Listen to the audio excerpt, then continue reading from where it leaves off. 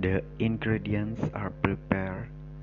Number 1, thin sliced cassava, which was soaked with baking soda or betadine, aimed to fry chips not hard. Number 2, egg cloves, onion. Number 3, 10 garlic cloves. Number 4, salt and tasty buds.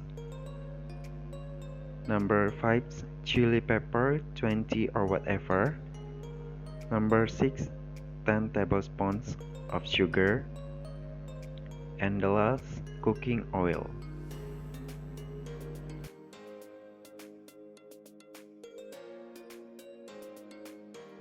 Step 1.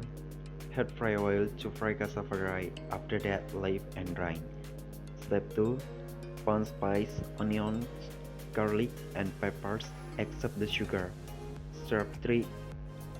Add the oil, then add the sugar, stir until light, and add the cooked seasoning.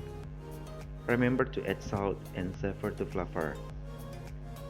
The last step. Afterward, turn off the stove and add the deep fried cassava, mixing well.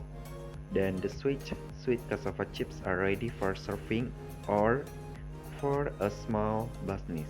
Thank you.